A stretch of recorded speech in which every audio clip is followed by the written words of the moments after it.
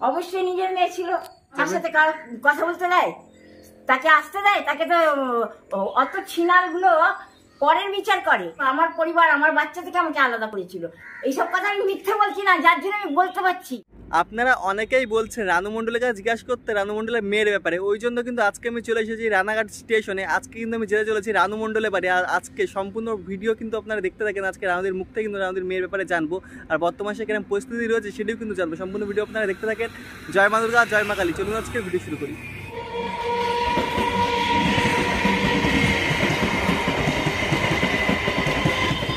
আমি কিন্তু হাঁটতে হাঁটতে চলে এসেছি প্রায় রানুদের বাড়ির গলির কাছে, বলতে গেলে চলে সামনে যে দোকানটা আপনারা দেখতে পাচ্ছেন এর ডান সাইডের দিকে এই রাস্তাটা নেমে গেছে, সেটি কিন্তু রানুদের বাড়ি। চলুন তাহলে আস্তে আস্তে রানুদের বাড়ির দিকে যাওয়া যাক। এই রাস্তার একদম শেষ প্রান্তেই কিন্তু রয়েছে রানু মণ্ডলের বাড়ি। চলুন তাহলে আস্তে আস্তে রানুদের বাড়ির দিকে যাওয়া যাক। সামনে যে বাড়িটা আপনারা দেখতে পাচ্ছেন এটাই কিন্তু রানুদের বাড়ি। আপনারা তো দেখিয়েছে ভিডিওতে, আশা করি। আর আপনারা দেখতে পাচ্ছেন এখন এমন পরিস্থিতিতে কিন্তু রানুদের বাড়ি রয়েছে। চলুন দেখি আস্তে আস্তে ভেতরের দিকে যাওয়া যাক, আর রানুদের কেমন পরিস্থিতি রয়েছে সেটি আগে প্রথমে জানা যাক। আস্তে আস্তে কিন্তু আমরা ভেতরের দিকে প্রবেশ করে ফেলেছি। আমরা সেম দেখতে পাচ্ছি এখন কিন্তু বাঁশ পাতা পড়ে একদম বাড়ির উঠোন কিন্তু দেখতে পাচ্ছি একদম নোংরা আবর্জনা হয়ে গেছে। সামনের অংশটা একদম ঘাস হয়ে গেছে। আর এখানে রানুদি কেমন আছেন? রানুদিকে দেখতে পাচ্ছেন কি করছেন উনি, হয়তো দেখতে পাচ্ছি ধোয়া মোছা করেছে, হয়তো জল জল লেগে আছে এইসব জায়গা দেখতে পাচ্ছি। রানুদি কেমন আছেন? বর্তমানে আমি কিন্তু দাঁড়িয়ে রয়েছি রানু মণ্ডলের বাড়ির উঠোনে। আর আজকে কিন্তু আমরা জিজ্ঞেস করতে চলেছি রানুদের মেয়ের ব্যাপারে, অর্থাৎ সাথীর ব্যাপারে। তো সম্পূর্ণ ভিডিও আপনারা অবশ্যই কিন্তু দেখতে থাকেন। আজকে এসে আমি দেখতে পেলাম রানুদি কিন্তু ঘরের যে কাজ সেগুলি কিন্তু করছেন। অন্যদিন যখন আমি আসি তখন কিন্তু দেখি রানুদি এমনি বসে আছেন অথবা দাঁড়িয়ে আছেন, কারোর সাথে গল্প করছেন। কিন্তু আজকে আমি এসে কিন্তু দেখতে পেলাম রানুদি কিন্তু ঘরের কাজগুলি বর্তমানে করছেন মনোযোগ সহকারে।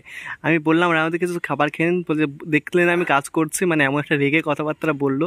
এখন দেখি কাজ রানুদি করছে জোরেই। হ্যাঁ সে তো অবশ্যই, আপনার ভীষণ কষ্ট হয়, বুঝতে পারি তো।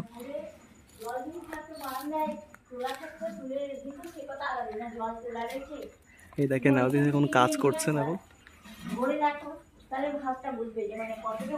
হ্যাঁ সে তো অবশ্যই ভীষণ কষ্ট হয়, আমি বুঝতে পারছি তো। তারপরে এসে সঙ্গে সেই সময় ওই জল তুলে মানে একদম দম আটকে যায়, হাঁপ লেগে যায়। অবশ্যই সে তো অবশ্যই, ওইটা টিপে মানে ওটাকে টিপতে হয় দু হাত দিয়ে, তারপরে জলটা ওঠে। হ্যাঁ চাপ কল তো, এক হাত দিয়ে টিপি আর এক হাত দিয়ে তোমার ওইটা প্লাস্টিক ডাব্বাটা ধরে রাখি। বালতি না যে কলের মাথায় হ্যান্ডেলটা টাঙালাম বাস জল টেললাম ভরে আনলাম, তা না। হ্যাঁ ভীষণ কষ্ট হচ্ছে। আজকে তো আপনি দেখতে পাচ্ছেন ঘর পরিষ্কার করে ফেলছেন একদম। প্রত্যেকদিন, আজকে কেন রোজই, প্রতিদিন পরিষ্কার করতে হয়। আচ্ছা আচ্ছা। আর দেখতে পাচ্ছি এবং প্রত্যেকদিন না হলেও সপ্তাহে 2বার 3বার বা তার থেকেও বেশি, আবার কখনো তাও হয় না। কিন্তু এই বারান্দাতে সারাটা দিন হয়ে যায় না পরিষ্কার করতে করতে। আজ তো আমি সকালে যে না খুলে আমি ঘরটাই আগে পরিষ্কার করি, ঘরের ভিতরে যত ধুলো ময়লা। হ্যাঁ ভালো কাজ করেছেন। তারপরে এই বারান্দা পরিষ্কার করছি এতটা পর্যন্ত। বাসন মাজার জল টেনে এনে, জল যদি ঘরে থাকে তাহলে কোনো কষ্টের ব্যাপার না যে হ্যাঁ সারাদিন কেন সন্ধ্যে পর্যন্ত পরিশ্রম করলে অধৈর্য ভাবতে হয় না। কিন্তু জল টেনে এনে পরিশ্রম করে যে সেই বুঝবে। তো আমি তুমি এবার জল নিয়ে আসবে, আমি নিয়ে এসে রাস্তা পরিষ্কার করলাম সকাল দিয়ে, এবার তুমি কি করবে জল নিয়ে আসবে, তাহলে বুঝবে যে মানে কষ্টটা। অবশ্যই চাপ কল তো ভীষণ কষ্ট হয় আপনার, সেটাই বলছি। মানে দম আটকে যাওয়ার মতো, ওটা জলটা তোলা তো কোনো সহজ ব্যাপার না। তার মধ্যে ডাব্বাটা ধরে বলা, বালতি নেই। তাই তো বালতি নেই তো দেখতে পাচ্ছি ডাব্বা একটা। হ্যাঁ এটাই তো, ভীষণ কষ্ট হচ্ছে। ঠান্ডা ডাব্বা এটা, বুঝলে তো, এটা ট্যাপ বানানো আছে কিন্তু এই তো এর জল তো নেই। এই যে ডাব্বায় জল আসে সে তো আসে না এখন। তো এইটা নিয়ে আমাকে কলেই গিয়েছে, যখন আসতো তখনও যেতে হতো ওই কলপর তলায় গিয়ে জল আনতে, যখন না আসতো তখনও গেছি। ঠিক আছে, তো এখন তো আসেই না। এবার তুমি বলো এই প্লাস্টিক ডাব্বাটা নিয়ে জল নিয়ে আসা কত কঠিন ব্যাপার, ভীষণ কঠিন ব্যাপার। মানে অর্ধেক থেকে 1 ঘন্টা বললে তোমার আবার দম শেষ হয়ে গেল। আবার যদি বা ঠান্ডা ভরা যায় কোনো রকমে আনি, তারপরে যদি কোনো ব্যক্তি এসে কথা বলে না তখন আর তার সঙ্গে সে ধৈর্য থাকে না। তারপরে মনে করো এটা অল্প ভরলাম, অল্পটা ভরে নিয়ে ওখানে রাখলাম, তারপরে হাঁড়ি নিয়ে গিয়ে আবার অল্প অল্প করে ঠান্ডাটা বললাম। মানে এরকম করে, মানে একবারে ভরাও খুব কষ্টকর ব্যাপার, আবার বারবার বললেও সে একই ব্যাপার। আচ্ছা রানুদি, আমার কিছু কোশ্চেন আছে। বলছে কি না যে একজন কমেন্ট করে বললো যে আপনার নাকি একটু ভিডিও লিঙ্কও পাঠিয়ে দিয়েছে, আপনার নাকি একটা মেয়ে ছিল সাথী বলে, তার ব্যাপারে আপনি কিছু বলতে পারবেন? সাথী আমার নানি ছিল। আর যদি বলো মেয়ে, তাহলে বলতে পারো, যখন এসেছিল তাকে যখন ভালোবাসার দরকার ছিল, সম্মান কথা তখন কেউ হয়নি। ওদের আত্মীয়রা বেইমান, আত্মীয়গুলো প্রতিবেশীগুলো সব বেইমান যারা, তখন তো তাকে ভালোবাসিনি। তারপরে আবার ছিনারি কেন করে বলো? তখন তো ভালোবাসি না। এমনকি তার যে দাদা আসতো তাকেও পর্যন্ত তার জিনিসপত্র নিয়ে নিত, কেড়ে খেয়ে নিত, তার প্রতিও নির্যাতন করছে তাদের প্রতি। তাদের বাড়িতে তাদের অধিকার ছিল, অথচ তাদেরকে মারধর করে বার করে দিত। তো ওই প্রতিবেশী, ওদের আত্মীয়রা, ওই বেইমান জাতেরা, আমি না। আচ্ছা, বলছিলাম দি, সাথে কি আপনার নিজের মেয়ে ছিল? অবশ্যই নিজের মেয়ে ছিল। এখন সে আমার নানি হয়েছে। এখন তোমার ঘরে তোমার ধরো তোমার বিয়ে হয়েছে, তোমার কোনো সন্তান জন্মে, এক্সাম্পল, হ্যাঁ, তো তোমার সন্তানটা এখন তোমার মায়ের রূপ নেয় বা তোমার নানির রূপ নেয়, তার জন্য কি তুমি দায়ী? রূপটা যদি জন্মানোর পর যে রূপটা যদি সে তার জন্মায়, তার দেওয়া হয়, মানে ধরো তোমার নানি বা তোমার পরদাদা বা তোমার নানির মতো দেখতে, প্রত্যেকের ঘরে যা হয় তখন সে বলে হ্যাঁ ওই তাই নিয়ে তো সবাই বংশবৃদ্ধ করে, তাই না? বংশটাকে তৈরি করে নাকি? তো কেউ বলে হ্যাঁ তার মায়ের মতো, কেউ বলে তার বাপের মতো, কেউ বলে তার নানির মতো। এবার যে সে নানি হয়, আমার তার মেয়ে না, আমার নানি, তার মানে তাই হচ্ছে, তাই তো? অবশ্যই। রাউদি, বলছি আপনি যখন ভাইরাল হননি তার আগে আপনার মেয়ে নাকি আপনাকে বলেছিলেন যে আপনাকে নিয়ে যাবে বাড়িতে, এটা কি সত্যি ঘটনা? নিয়ে গেছিল তো, শুধু নিয়ে যাবো বলিনি, নিয়ে গেছিল তো। অসময় তো ওরা ছাড়া আর কেউ ছিল না তো, এটা তো ঠিক। এবার তারা কার মানে সহযোগিতা পেয়েছিল, সেই যার কাছে প্রার্থনা করতাম তার মাধ্যমে কার সহযোগিতা পেয়েছে সেটার ব্যাপারে আমি জানি না। কিন্তু অবশ্যই আর সে তো আর বসে থাকার মেয়ে না, অবশ্যই সার্ভিস করতো, ভালো সার্ভিস। ও কি করতো? ও তো রেলওয়ে সার্ভিস করতো, মানে অ্যানাউন্সমেন্ট করতো। আচ্ছা, আপনার মেয়ে? হ্যাঁ, রানাঘাটে। তো ভালো স্যালারি পেতো, মাইনা পেতো। তো সেই সময়টা তো সে আমাকে নিয়ে গেছিল, তো যেখানে থাকতো নিয়ে গেছিল। হ্যাঁ, অবশ্যই নিয়ে গেছিল। আপনি আপনার মেয়ের সাথে ছিলেন? হ্যাঁ, মেয়ের সঙ্গে, ওই মেয়ের একটা ছেলে ছিল, তার সঙ্গে ছিলাম। আচ্ছা, ঠিক আছে, নাতি। এবার আমাদের দুজনকে একসঙ্গে, ছোট বাচ্চা আমাদের দুজনকে একসঙ্গে ঘুমোতে দিত। তারপরে ও মা মানে দুধ এনে ছেলেকে খাওয়াতো বোতলে করে, ঠিক আছে, গরম করে বোতলে। তো ঘটনাটা এরকম। এটা হচ্ছে তোমার ওই ভাইরালের আগের কথা। আচ্ছা, এটা 19-এর আগের কথা। হ্যাঁ। আর আপনি যখন ভাইরাল হয়েছিলেন তখন আপনার মেয়ে বলছিল আপনাকে নিয়ে যাবে, আর আপনার যে টাকা সেগুলো কি চেয়েছিল উনি? আপনি যে টাকাগুলো পেয়েছিলেন সোনি আর্ট থেকে বা মুম্বাই থেকে? সোনি টিভি তো যখন বোম্বে গেছি তখন নাকি দিয়েছিল, তার বিনিময়ে কত নিয়েছিল সেটা তো হিসাব করুক, সেটার ব্যাপারে বলুক, কনফেশন করুক, সে পাপ স্বীকার করুক। যদি সে 50,000 দিয়ে থাকে, তো সেই টাকা তো আমার হাতে পুরো দেয়নি, তার থেকে তুলে তুলে হয়তো বিভিন্ন জায়গায় যাওয়ার জন্য খরচা করেছিল। তারপরে আবার যখন জমা হয়েছিল সেই সমস্ত টাকা দিয়ে যাতায়াত করতো। বা ঘরে যখন ওই তোমার লকডাউনের ক্ষেত্রে কি 3 বছর কি 4 বছর মতো গেল না, লকডাউনের যে ব্যাপারটা কাহিনীটা হলো, সেই বাড়িতে মানুষজন আসতো, ভিডিও বানাতো।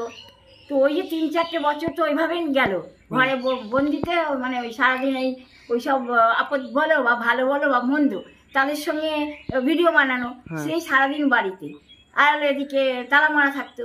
তারপরে যারা আসতো ওরা হাতে করে নিয়ে আসতো খাবার বলো,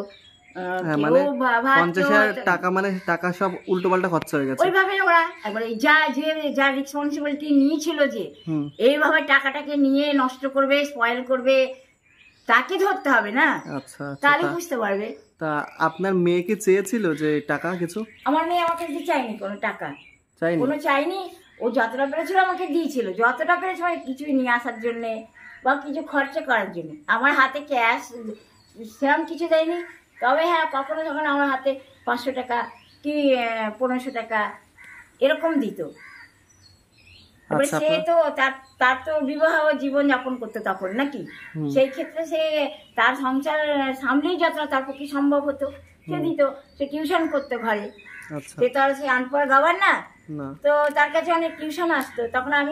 তখন গেছি বাচ্চাদের টিউশন পড়াতো সে, তো সেই ক্ষেত্রে সে পেতো মাইনা। তারপরে তো পরে এখানে আসতাম তখন তো অ্যানাউন্সমেন্টের চাকরি করতো। আচ্ছা, তা আপনার মেয়ে তারপরে আপনি যখন আবার মানে এই অবস্থায় রয়েছেন, এখন আর বলেনি নিয়ে যাবে? আমার সাথে কথা বলতে দেয়, তাকে আসতে দেয়? তাকে তো অত ছিনালগুলো পরের বিচার করে। ওরা কত জঘন্য, ওরা অথচ তার প্রতি অন্যায় করেছিল, যা সত্যি তাই বলছি। ওরা যদি যদি যদি ওরা ওদের ওদের ওদের সততা থাকতো, তাহলে যদি ওই গর্ভটা করতো তাহলে মানাতো। ওরা জঘন্য, ওদের পাপ ধুতে দিত। আমার জীবন এক পায়ের তলের অবস্থা হয়েছিল, আমার শারীরিক যা কিছু এসে বলে না ভালো আছো কি খারাপ আছো, ওদের ওই পাপ, ওদের ওই ছোঁয়াচে রোগ, ওদের ওই অসুচিতা ধুয়ে ধুয়ে। আচ্ছা, তার মানে এখন আর দেখা করতে দেয় না আপনার সাথে? দেখা ওদের স্বার্থের জন্য, ওরা অত স্বার্থপর। আমার পরিবার, আমার বাচ্চা থেকে আমাকে আলাদা করেছিল ওদের ওই স্বার্থের জন্য, যে ওরা নিয়ে খেয়ে মরবে। আমার কাছে আসলে তো ওদের সহজে দেবে না, না যতটা আমার প্রয়োজন সেটা আমাকে দিয়ে তারপরে তো দেবে। কিন্তু ওরা কি খেয়ে খেয়ে মরতো, কেড়ে কেড়ে নিয়ে, এমনকি কাপড়ও বন্ধের কাছ দিয়ে কেড়ে নিত। ওরা ওরকম ওদের ব্যবহার। এইসব কথা আমি মিথ্যে বলছি না, যার জন্য আমি বলতে পারছি, নাহলে কখনো কারোর ক্ষমতা হয় না এরকম কথা বলার, কারণ কথাগুলো যা বলছে সব সত্যি। তা আপনার মেয়ে যদি চাইতো যে আপনাকে নিয়ে যাবে, তাহলে তো পারে। সে যেহেতু ইনকাম করে, চাকরি করে। তারা আগে ওই যারা নাকি ওর টাকার লোভ করে, খাওয়ার জন্য টাকার লোভেতে যারা তাকে আসতে দেয় না, মারধর করে বের করে দিত, তার কাছে দিয়ে যা থাকতো কেড়ে কুড়ে নিত। শুধু ওর সঙ্গে কেন, অনেকজন আসছে যাদের মালপত্র ওরা ছিনতাই করতো, খেয়ে নিত, তারপরে মারধর করে তাদের বার করে দিত। আচ্ছা রাউদি, আমরা নাকি শুনেছি আপনার হলো 4টি সন্তান ছিল, এটা কি বাস্তব? একটা ভিডিওতে আপনার মেয়ে বলেছেন, নিউজে। হ্যাঁ, নিউজে। আমার কাছে দেখতে পাচ্ছ, আমাকে যদি একটাও সন্তান দেখতে পাচ্ছ তো 4টি কোথা দিয়ে দেখবে? যদি আমার কাছে থাকতো তাহলে তুমি কথাটা বলা যেত, আমার সঙ্গে থাকতো তাহলে তো তোমাদের বলতে হতো না, তোমার তো নিজেরাই দেখতে তখন যে হ্যাঁ সব কথাটা সত্যি। এবার আমি তোমাকে ঘটনাটা কি বললাম, মারধর করে ওরা ওইভাবে ওদের জখম করে কেড়ে নিত। তো ওইসব খুনিদের কাছে থাকতো ওরা, আমার কাছে না। এবার খুনিগুলো খুনিদের মতো বানিয়েছে, ওদের বংশরা ওদের মতো বানিয়েছে, আর ওই খুনি প্রতিবেশীরা খুনি বানিয়েছে ওদের ওই খুনিরা ওদেরকে রেখে রেখে খুনের ওদের মতো বানিয়েছে, যাতে আমার সাথে কোনো পরিচয় না থাকে। সারা জীবনটা যেন ওরা ওইভাবে জীবনযাপন করতে পারে। ওরা ভাবে ওদের পাপ কোনোদিন মানে কেউ ধরতে পারবে না। সত্যির মুখ চেপে রাখা অত সহজ কথা না, যা সত্যি তাই বলছি। কেউ গরম দেখালেও হবে না, কেউ চোখ দেখালেও হবে না। অন্যায় করেছে বলে বলছি, যদি অন্যায় না করতো তাহলে বলতাম না। অত ক্ষমতা হয় না ওরা যে অন্যায় করেছে তা বলে। আমার পরিবারকে ওরা নষ্ট করেছে। আচ্ছা, ওরকম ধিক, ওরকম প্রতিবেশী, ওরকম আত্মীয়, ওরকম ধারা মানুষদের ধিক। লজ্জার কথা, তোমার যদি কোনো সন্তানকে ছিনিয়ে নেওয়া হয় তুমি সহ্য করতে পারবে? তাহলে শুধু সন্ধ্যা পুরো পরিবার বরবাদ করেছিল ওরা, অত জঘন্য ওরা। ওদের চরিত্র জঘন্য, ওদের স্বভাব, ওরা খুনি।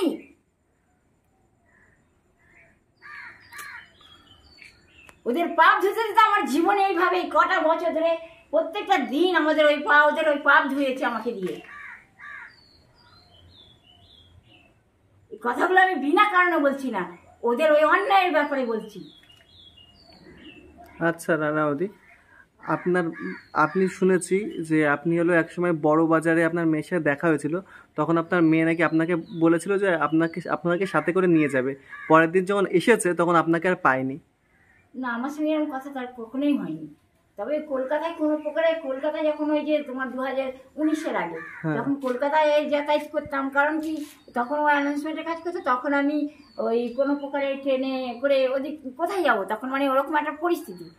যেটা দেখছো এখন আমি পরে আছি পোশাক, সেই পোশাকে বলো খাওয়া দাওয়ার ব্যাপারে, যেন ঘরটাকে মানে কেউ মানে কিরকম বানিয়েছিল, রেলওয়ে স্টেশন বানিয়েছিল ওইসব বদরা। ঠিক আছে, এবারে সে তো ছাড়ো, তো ওই যে পরিস্থিতি ছিল সেরকম বানিয়েছে।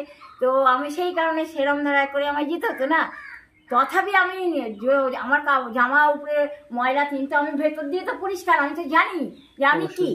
তো আমার হাতে একটা, তখন আমার কাছে একটা কোনো ব্যাগ থাকতো, ওই তোমার বাজারে লাগে না যেগুলো একটা লাইলন ব্যাগ, ওই ব্যাগ নিয়ে সাধারণত ওই ব্যাগ নিয়ে যেতাম। আমার ট্রেনে জার্নি ওর থেকে আর ভালো ব্যাগ কি দরকার, তাই না? ট্রেনে তার সব ভালো মানুষ ওটা, কত নোংরা মানুষ ওটা, কত ভালো মানুষ ওটা, কখনো বা যেমন ওটা সেরকম ওঠে, তাই তো? চোর ছাড়চোর থাকে তার মধ্যে, তো সম্ভব না না ভালো জিনিস নিয়ে যাও, তাই জন্য ওই বাজারে ব্যাগ নিয়ে যেতে হতো। ও, কেন প্লাস্টিক ব্যাগ ওটা ছিঁড়বে না, লাইলন জাতীয় জিনিস, আচ্ছা, তাই না? তখন কি আপনার মেয়ে আপনাকে নিয়ে যেতে চেয়েছিল? আমার না, ও নিয়ে যেতে চাইনি। ও কলকাতায় কোনো হঠাৎ আমার একদিন দেখা হয়েছিল বাস ডিপোতে। হ্যাঁ। তখন আমি হঠাৎ দেখে ও মানে কেঁদে ফেলেছে আমাকে দেখে। তখন ও আমাকে কেঁদে মানে কাঁদার কথা না, অবশ্যই। যাকে এত ছোট থেকে আমি পেলেছি, তারপরে যদি বলে যে হ্যাঁ কোনো সম্পর্ক নেই, হ্যাঁ এসএসসি পাস করার পর তারপরে সেই তত দিন পড়িয়ে তারপরে যদি বলে যে সম্পর্ক নেই, তাহলে ওই সব মানুষের কী বলতে হয়?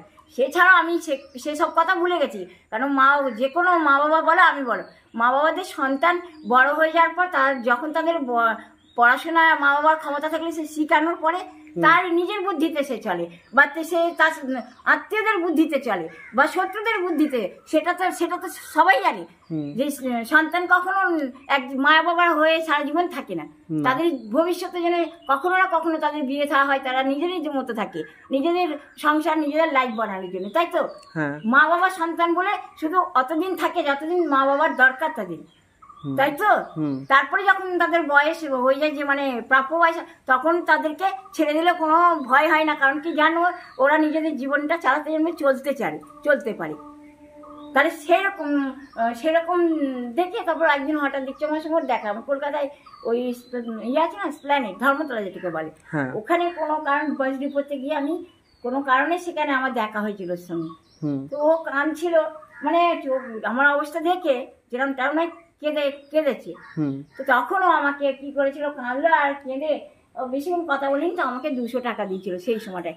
100 দুখানা টাকা দিয়েছিল, ওই যে তোমার বড় টাকাগুলো, 100 টাকার নোট দুটো দিয়েছিল। তা শুনেছি ওই দিন আপনার মেয়ে বলেছিল যে আপনাকে পরের দিন এসে নিয়ে যাবে, নাহলে না, আমি ভাবলাম, আমি সেদিন আমিও কাঁদছিলাম, ও তো কাঁদতে কাঁদতে চলে গেছিল, আমার সঙ্গে আর কথা বলেনি। ও খুবই ফুপিয়ে কাঁদছিল, আমার কষ্ট হচ্ছিল আমায় দেখে। তখন ও কাঁদছিল, তখন আমাকে যে 200 টাকা দিল, তা আমাকে বললো তুমি চলে যাও, মানে এখানে বাড়িতে চলে যাও। আর ওখানে ওনা তো আমাকে নিয়ে যাওয়ার মতো কোনো কথা বলেনি, যে নিয়ে যাবে কি তার সঙ্গে চলো, ওরকম কিছু বলিনি। এবার পরিস্থিতি তার কি ছিল কিনা শুধু সেই জানে, আর আমি জানি যতটা বুঝতে পেরেছি না। তো যাই হোক, বাস ডিপোতে ওখানে বসে তারপর আমি কি করে ওটা বাসে উঠলাম, সেই না হ্যাঁ করে সেই দিন না তারপরে দিন, যাই হোক বাসে করে তারপরে এইখানে বেগপাড়ায় আসলাম। ঠিক আছে, তো ওটা বাস ডিপো থেকে তখন আমি আসতে পেরেছি, সে 200 টাকা দিয়েছিল বলে। আচ্ছা, তার 10 দিন পর শুনেছি আপনি ভাইরাল হয়ে গেছিলেন, মানে হয়তো বা তাই, কিন্তু কথা হচ্ছে যে তারপরে না ভাইরাল হয়ে তারপরে আমাকে হয়তো নিয়ে গেছিল ওখানে ওদের বাড়িতে। আচ্ছা, ওই কোথায় যেন জায়গাটার নাম ছিল, মনে আসছে না, শিউরি বলে কোনো জায়গা, হ্যাঁ শিউরি, ওইখানে নিয়ে গেছিল। আচ্ছা, তারপর আপনি ভাইরাল হয়ে গেছিলেন, তারপরে বোধহয় অনেক পরে বা সেই বছরে, সেই বছর আপনি ভাইরাল হয়েছিলেন। তারপরে কারণ 2019 তো 19-এ ভাইরাল হয়েছে, ওগুলো ওরা আগের বছরে, মানে ধরো 15, 16 কি 17, 18।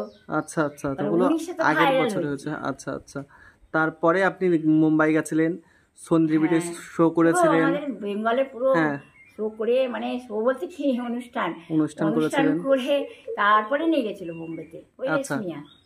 রেশমিয়া মানে ওখান থেকে হয়তো কল করেছিল। তারপরে আপনার মেয়ের আপনার সাথে দেখা করেছিল? হ্যাঁ, ওই 2019-এ। তারপরে অসময় তো সেই আমাকে দেখেছি।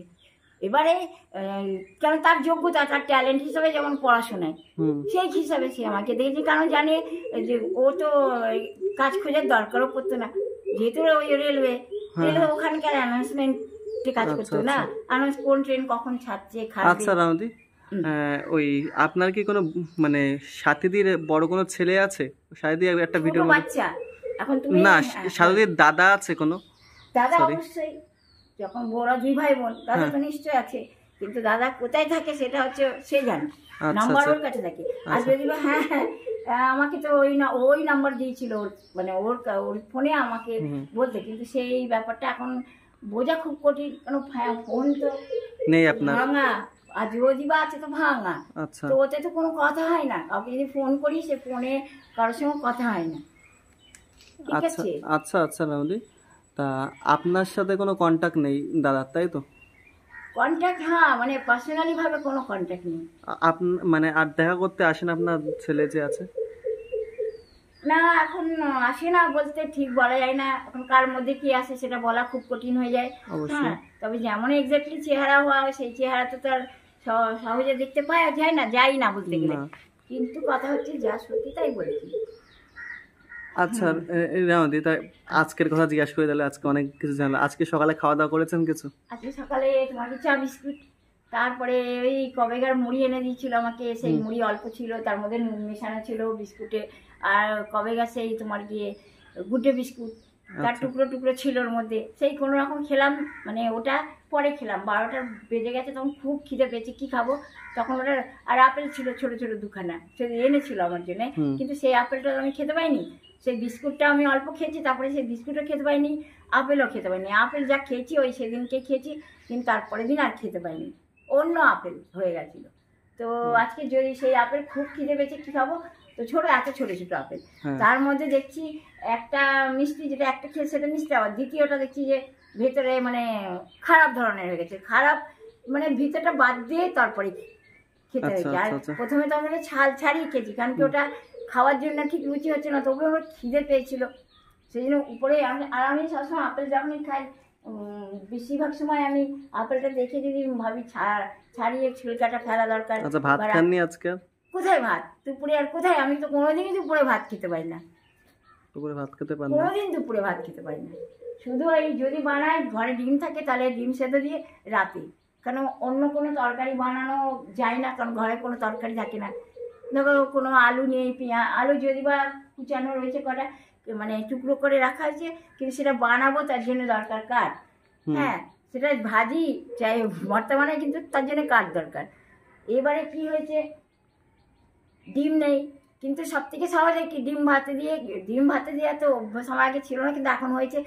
ডিম ভাতে দিয়ে খেলে পরে কি, আর তরকারি তো যেমন বানানো যেমন তরকারি থাকে না, তো ডিম ভাতে দিয়ে ভাতটা খাওয়া যায় নাকি, সেই ক্ষেত্রে খেয়েছি।